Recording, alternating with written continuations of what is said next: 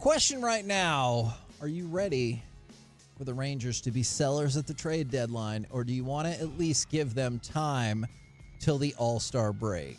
I don't know if people can see my shirt on the radio, but I know they can see it on YouTube and on Twitch and stuff. They definitely look at my shirt. Now cannot you read see it, it Kevin, for the radio people who can't see. How do you know? Rangers probably can see. World freaking champions. Huh? That's a T-shirt. With a or with a colon? A colon. I wanted this Colon. for Christmas. My And a wife period. forgot.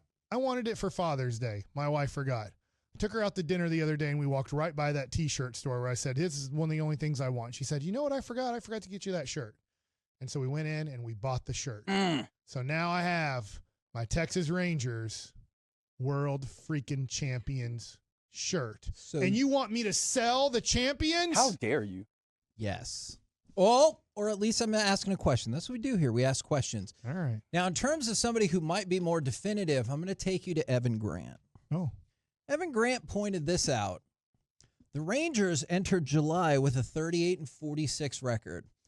That's the third worst record for a defending champion in 120 years of World Series era baseball. Is that good? No. Okay. Well, I didn't know Is that. not. Why did we have to put that out there? It's the third worst. Oh. And then I will give you this. Before this year, the defending champions entered July with a losing record only 14 times in 120 years. None of those teams made the playoffs. The most wins any of them ever had was 83. Ugh. I'll take it. At this point, probably. You'll take 83 wins? I think they can do Be it. good. So it doesn't look great from that perspective. So you just want to quit, is what you're saying? Well, I'm not saying that. I don't think is trading people quitting, Mm-hmm. or it's It just kind of is on the year, on but the not, year. yeah, Fair. On the year. Okay, well, fine. Let's decide who is doing that. I don't think anyone is quitting. I'm just saying, here are the facts. The Rangers have lost 6 of their last 7. In June, they went 11-16. In May, they went 11-16. It's not like this is a juggernaut waiting to break out. Let's look back at June 2nd. You go back to June 2nd. The Rangers are 1 game within 500. Since then, they lost 9 consecutive road games, went 1-6 in 1-run games, and when they had a scoring opportunity, they hit .241 with a .689 OPS, both in the bottom tier of Major League Baseball. And that includes the cycle game on Sunday. Mm. Oh, was that still June 30th? Yes. Dang it. There are a lot of things in front of us that would lead you to believe that you should sell. I'm asking the question. If you want to argue, give them more time. I'll listen to that. I asked you another question earlier this morning. Okay. And I don't know if you planned on using that or if this is part of this conversation. Are those the only 2 options, though, is buy and sell? Or is there another way to get good while also selling? Because I feel like Chris Young is pining over this decision right now over and over and over, and he's like very competitive and doesn't want to be like, you know what, I'm just going to give up on this thing. I think that's probably wearing him out the most. And I also think he's very smart and very creative. So I think he's trying to come up with a solution. But again, it is the simple fact that 2 years ago, this team couldn't string together hits in an inning. And then last year, it was like once they got going, you couldn't stop them. And now it's, again, maybe one guy's hitting tonight and the rest of the guys aren't. And they're not being able to do it. So it's not like this team is one move away. But can they make a couple of moves? Just unfortunately, like Boch is one of those guys where we're like, yeah, he's just got magic. And he can't find anybody that's the live wire right now. And I know I gave you some negative statistics. I have a couple of positive ones for you if you like as well.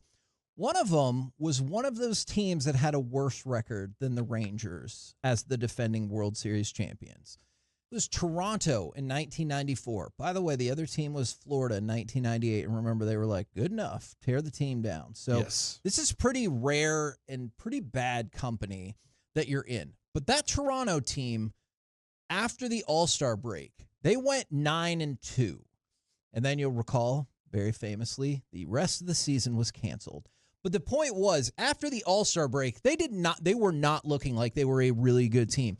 and then they got on fire. You go back to the Nationals several years ago. They were at a spot where they were having a terrible season, and then it felt like they got back a lot of injured reinforcements and went on to win the world title.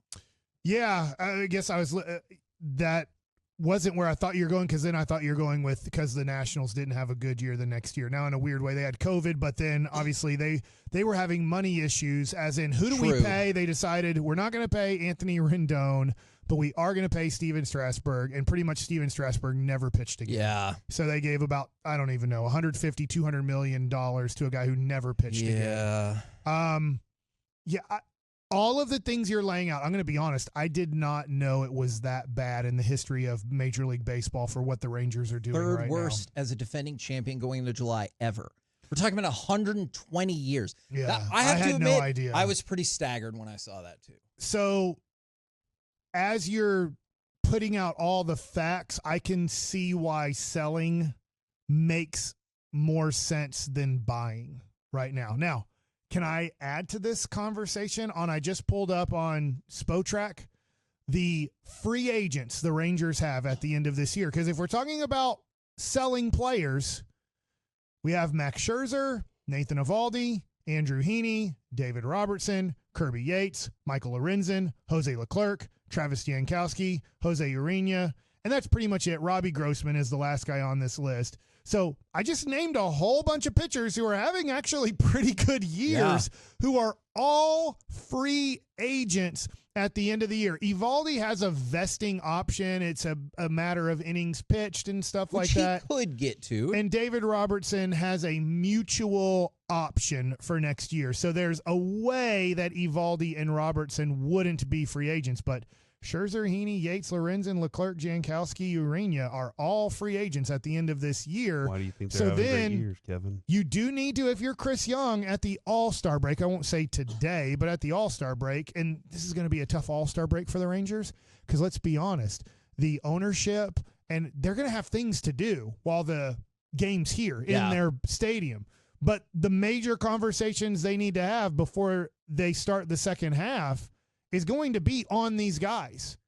How much do we want to bring back these specific players? Because if you're saying we don't want to bring them back and we're 8 to 10 games under 500 at the All-Star break, if that's what the Rangers are, then I think Chris Young needs to know. If I was Chris Young, I would want to know, hey, I like Kirby Yates. I'd like to bring him back. Can we bring him back? Yeah. If I started negotiating with his agent right now on another 1 or 2 year deal, are you telling me I have the ability to offer him 2 years and $15 million total to bump him from 4.5 to 7.5? Like, if I don't have the authority to do that, or like, I don't want to do that, then I might have to see what I can get for Kirby Yates. And let's just say I'm throwing out another name. What can I get for Kirby Yates and Andrew Heaney as a combined package? You know, I'm throwing it out. I don't think the Rangers are at that point today, but we're really close to the All-Star break. And that's when you do have to have those major conversations. Buying, selling. If we are selling, who are we selling? Yeah, and that's the other part of it too is, Kevin, if you really want to be back in contention, you have to start identifying players that you can say, okay, I'm going to trade this package of pitching for a guy that's going to be a hitter on my team next year and can replace, I don't know, first base, unless there's another first base option out there somewhere. Or you start looking at, well, you know, where can I make my batting lineup better? Because then we're going to have to spend again in free agency to get pitching here because all the pitching is gone. Yeah. So, like, that's what you have to see, where Ray Davis has to look at that and go, all right, I'm going to have to spend again, or we can make something better happen here, or do we even have any time? You don't have time right now. And that's exactly what I was thinking about, because we talk all the time off air, maybe not as much on air, but I think the people know about who are your next pitchers in waiting.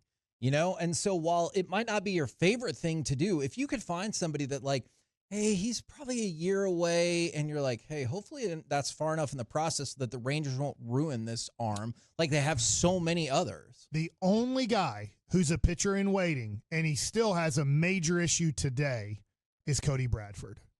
Because he pitched 3 great starts, was 3-0 to start the year with an ERA under 2. I don't have his ERA in front of me, but I'm pretty sure it was under 2. That's the only guy that you have under control for 5 or 6 years that you believe can start. Because you don't think it's Jack Leiter, right? Not right No. now. Yeah. I'm hoping, but right now, and here's the deal. If you're the owner of the Texas Rangers, obviously it's Ray Davis and company. I'll just put him as the main person right now, is if you can't develop starting pitching at $1 million to $5 million level per year as they hit like a little bit of arbitration, even up to 10 to 15 if they're doing great. If I have to buy 5 starting pitchers every year or put them on multi-year contracts to have them, I'm looking at $100 million per year to put together a 5-man free agent rotation. That's just the average of what it costs. Because if I'm looking at people like in today's market, if I'm looking at John Grays, who are kind of middle of the rotation guys, I'm looking at $15 to $18 million a year. If I'm looking at stud pitchers, I'm looking at approximately $30 million a year. So if I'm trying to put together a 1, 2, 3, 4, 5, I'm going to have to spend approximately 100 of my 180 to max $200 million budget. $100 million goes to 5 starting pitchers if I can't develop them. And I've already giving about, I'd have to go look at the numbers, $55 million to my middle infield. Yeah. So I'm at $155 million for 7 players to truly compete. If that's what now you can find kind of, if you can get lucky, you can kind of find the Michael Lorenzens at 4.5 and they end up working out. So I'm not saying it has to be 100, but if I want to go kind of cheap on 5 free agent pitchers to put together a $60 million and I'm hoping for the best. But it's 60 at a minimum. Yeah. It's 100 if I want to put together a really nice 5-man rotation if I can't develop starting pitching. But if you can develop 2 and they're at about $1 million a pitcher, now I have 2 starting pitchers at $2 million total. Now I can buy a $30 million pitcher. Obviously, look, I don't have his numbers in front of me, but I mean, DeGrom's going nowhere in the next 3 years with his salary, which is approximately $40 million. So you have one at 40. So I'd like to bring Evaldi back, but that's going to cost you probably 25 the way he's pitched the last 2 years. Yeah. Man, somebody just messaged us on Twitter, Kevin, and said Smith, Langford, Garcia, Scherzer, all on the block. And I was like, I'm sorry, what? No, they Oh, don't my know. gosh. So I would have never guessed this. I would have never guessed going into 2024 season that if you were talking about how to improve the team in the future, that you would need to talk about hitting. Yeah. I didn't know that Not it at would all. be such no chance. such a situation where now, as you're looking at this team, and there's still a lot of time to change things. I don't Because you had 2 pitchers starting last year through the playoffs for you, and Yeah. your bullpen was pieced together very luckily at the end. Your hitting was what got you through most of the season in the playoffs. Next year, your known rotation is what? John Gray? Mm-hmm. And then I guess DeGrom? Yes, DeGrom, but you don't know yet. Yeah. I guess Mally's on a 2-year contract, but you don't know what he can and can't do yet. And then Cody Bradford And Jack and Dane Leiter. Dunning. Dane Dunning is who I was thinking. But Dane, they kind of want in the pen as that and kind he's of. had a couple struggles out of the pen, too. Yeah, well, really. Yeah, and really struggles in the rotation more. I feel like he's better suited for what he's doing right now. I think he's a good swing guy. When you need a fifth starter because you have injuries and that's going to happen, he can bump in for 10 starts a year. Yeah. And you're like, that's awesome. Urania. Like, I'd like to bring back Urania next year. I think he's done a really nice job in what his role has been. And so, Mike, I wanted to read this text to why this comes up. For the 972, the Rangers are going to get healthy and win the damn division. Stop trying to blow S up. All right, 2 things. First of all, I don't think you're blowing anything up because none of those people would be under contract next year and beyond. And the other thing is, if that works, great. What if it doesn't? You're not going to spend the money, as y'all just laid out, to go get all these pieces that you still need. This is a viable Go get Rangers. Mhm. Okay, yes, go get Rangers. I agree with that. This is a viable path to potentially get cheaper players on their way up here. I don't know if this is right or not. Somebody told me that the Rangers are now ranked. This can't be right, but maybe it is because Langford's not a prospect anymore. Evan Carter's not a prospect anymore. That the Rangers are 28th. That feels low. That's way too low. I heard somebody say that, and I was like, I don't think that's right. But if you look at now, do you know who the top 2 prospects are in the Rangers organization?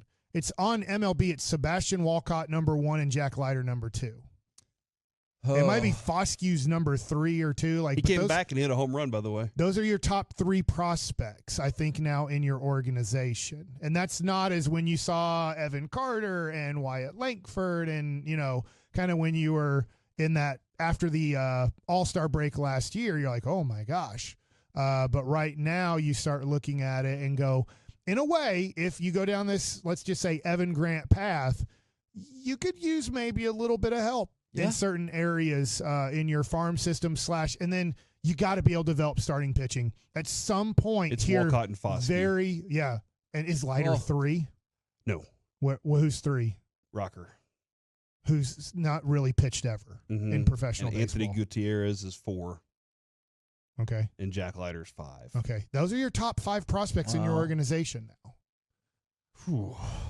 So I do think that's why it's worth a conversation. It is. It really is too, because you have to look at it and go, how are we going to develop cheap, great starting pitching?